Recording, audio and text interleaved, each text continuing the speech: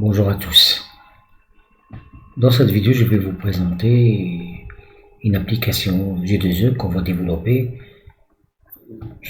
en couche, donc un tiers, et on va voir comment utiliser le pattern, bien le modèle MVC dans sa couche de présentation.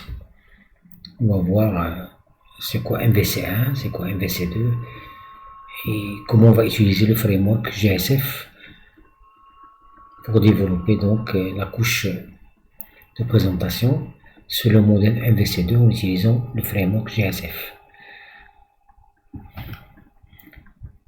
Alors donc pour cette présentation, donc je vais suivre le plan suivant. Je vais vous présenter d'abord l'application à développer, quelle est sa page d'accueil, quelle est son architecture logicielle, c'est quoi l'architecture MVC1, c'est quoi l'architecture MVC2 et comment on va utiliser donc le framework GSF pour mettre en œuvre l'architecture MVC2 dans notre application.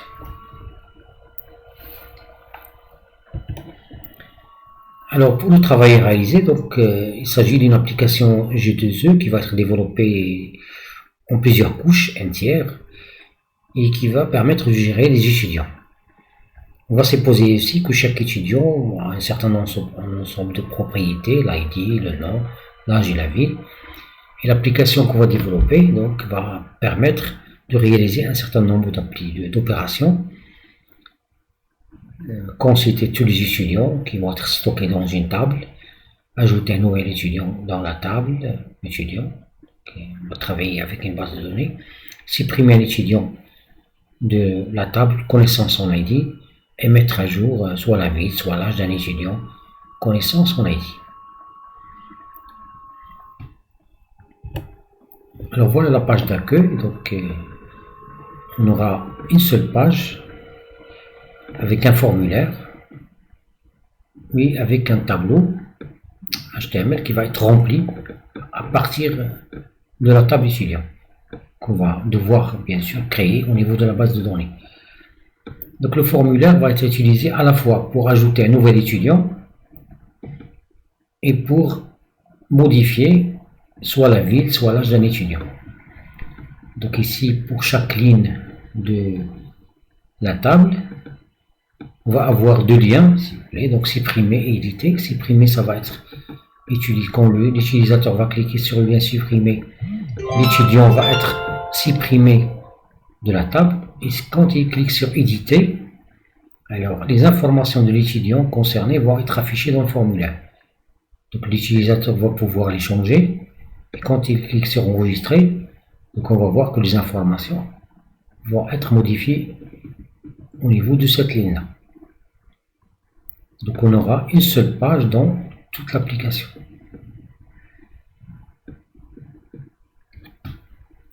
Alors pour l'architecture logicielle de l'application, donc là, on va commencer par écrire notre base de données avec la table étudiant.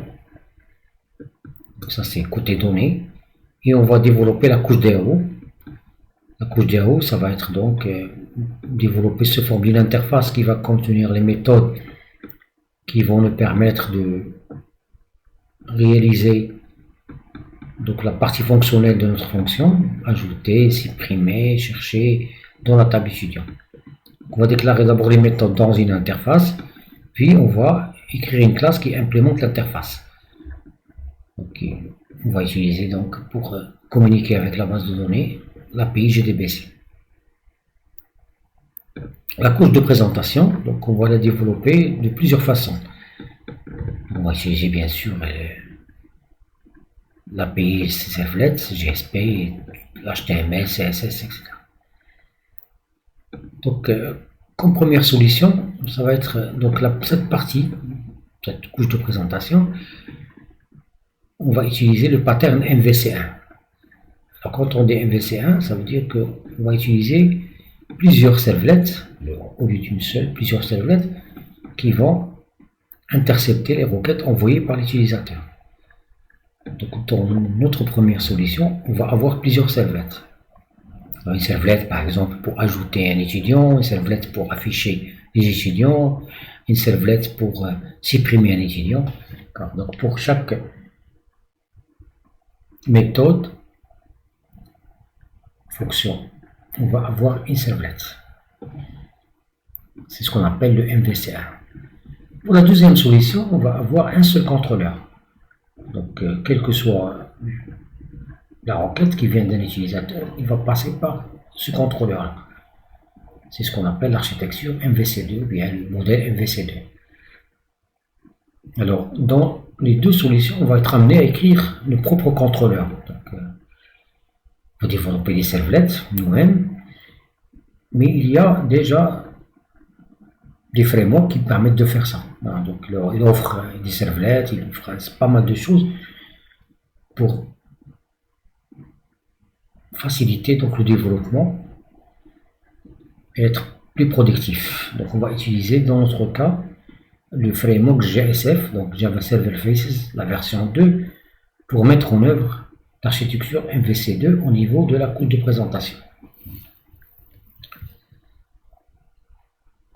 Alors, pour la première solution MVC1, donc à partir d'un navigateur, donc on va envoyer des requêtes. Donc ça, on va avoir notre interface qui va permettre à l'utilisateur de faire des actions.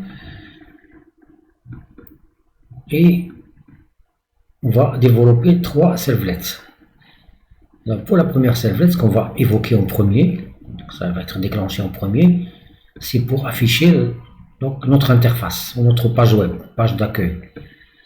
D'accord, ça c'est la page d'accueil. Donc la servlet va recevoir une requête, il va accéder à la base de données pour chercher l'ensemble des étudiants, pour les afficher. Il va faire une redirection vers la page étudiant.jsp. C'est elle qui va générer donc la page d'accueil, page HTML. Alors ici, donc, on a plusieurs contrôleurs, donc le C, plusieurs contrôleurs. Donc par rapport à supprimer, donc on va cliquer sur le lien supprimer. On va envoyer une requête vers supprime servlet. Et après avoir supprimé l'étudiant, il va faire une redirection vers affiche servlet, qui elle va faire une redirection vers la page JSP pour afficher donc la nouvelle liste d'étudiants avec l'étudiant, au moins l'étudiant qu'on a supprimé. Alors, donc ici, on a la vue, on a le contrôleur. Alors, la servlet et la vue vont pouvoir échanger donc les données à travers la requête. Donc, c'est dans la requête qu'on va enregistrer les données. Par exemple, la liste d'étudiants, un étudiant, etc. Donc, c'est la requête qui va être utilisée comme modèle. D'accord. Donc, la servlet va déposer des données dans la requête et la vue va les chercher pour les afficher. Donc, c'est ça ce qu'on va amener à faire en programmation. Voilà la structure complète du projet qu'on va développer. Donc, on va commencer par, bien sûr, écrire la classe étudiant pour représenter les étudiants. On va écrire aussi une classe qui va nous permettre de donner une connexion vers la base de données. Donc, dans toute l'application, on va travailler avec une seule connexion. Donc, on va voir comment garantir ça. Donc, ça, c'est connexion factory. Chaque fois, si je veux ajouter, supprimer, chercher dans la base de données, je vais demander à cette classe-là de me donner une connexion. Après, on va développer, bien sûr, la couche DAO avec une interface qui contient toutes les méthodes. Donc, les déclarations de méthodes, supprimer un étudiant à partir de son ID, ajouter un étudiant.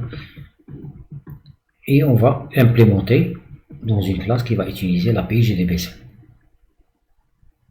Ok, bien sûr, il faut ajouter le connecteur ou bien le pilote de la base de données dans votre projet. Après, on va développer donc la couche web. Donc, on va écrire plusieurs servlets. Et bien sûr, on va écrire la vue. Voilà la solution qu'on va développer en premier. La deuxième solution, qui va être développée selon le pattern MVC2, c'est la même chose, sauf ici on va avoir un seul contrôleur. Donc on a un seul C. Donc là, toutes les requêtes vont passer par ce contrôleur-là. Donc il va falloir apporter un certain nombre de modifications pour transformer, pour refactorer la première solution. Donc au lieu de 3 servlets, 3 contrôleurs, on va être amené à écrire un seul contrôleur. La même chose ici, on va utiliser la requête comme modèle. Donc ça, on va le faire, donc un seul contrôleur, un seul servlet. Et donc voilà, donc ici, dans la partie, dans le package web, on aura un seul contrôleur. Le reste, c'est... Donc la couche DAO va être la même pour les deux solutions. La troisième solution, on va donc développer la couche de présentation sur le modèle MVC2, mais cette fois-ci, on va utiliser un framework. Alors là, ça va nous permettre de découvrir le framework GSF. Donc là, la servlet, le contrôleur va être donné. Donc ici, on va télécharger un certain nombre de jars, exactement. On va les ajouter à notre projet. Et dans ces jars-là, il y a la servlet qui va jouer le rôle de contrôleur. Donc, alors puisque la servlet, c'est pas nous qui allons l'écrire, ben, on doit la déclarer pour que Tomcat puisse l'instancier dans le web.xml. Donc cette servlet là va être déclarée dans le descripteur déploiement. Alors, donc, le navigateur va envoyer une requête vers la servlet. La servlet donc ne peut pas accéder à son code, donc le code d'ajouter, supprimer, on va être ajouté donc dans ce qu'on appelle un managed bin. Ça c'est, il est donc géré par Tomcat, donc de même il va être instancié par Tomcat, comme la servlet, il va être instancié et c'est lui qui va utiliser la couche DAO. Dans les premières solutions ici, donc on va voir que c'est les servlets qui vont utiliser la couche DAO. Par contre ici c'est pas la servlet, c'est le managed bin qui va utiliser la couche DAO. D'accord, donc il va chercher par exemple les étudiants. Une fois qu'il a les étudiants, il va les transformer, les envoyer vers la servlet, et la servlet donc il va répondre. La servlet, une fois qu'il va chercher les étudiants, il va répondre, il va donner le nom de la vue, et la servlet va faire une redirection vers la vue. Et la vue, il va utiliser le modèle pour aller chercher les étudiants, la liste d'étudiants par exemple, pour les afficher.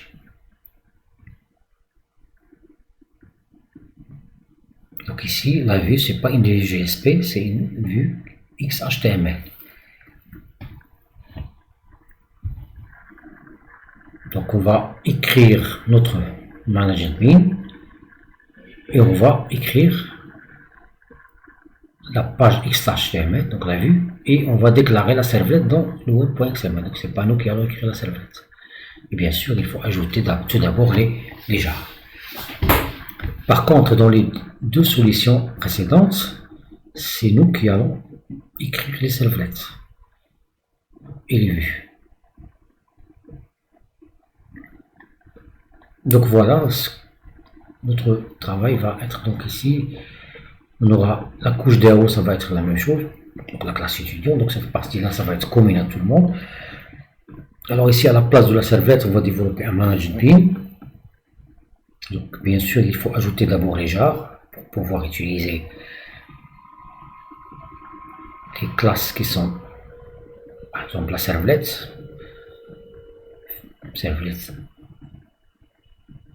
qui va jouer le rôle d'un contrôleur. Alors là, il faut un fichier jar pour l'API, c'est des interfaces, et après il faut l'implémentation. Donc API ici, implémentation. D'accord. Il faut ajouter maintenant le web.xml, ce qu'on aura besoin pour déclarer notre servlet, et bien sûr, on va écrire une vue avec un certain nombre de balises qui sont fournies dans le framework GSF. Voilà donc le travail qu'on va faire dans la vidéo prochaine. Donc on va commencer par bien sûr attaquer la couche DAO et la solution MVC1, la solution MVC2 sans GSF et la solution MVC2 avec GSF. D'ici là, je vous donc souhaite bon courage et à la prochaine vidéo.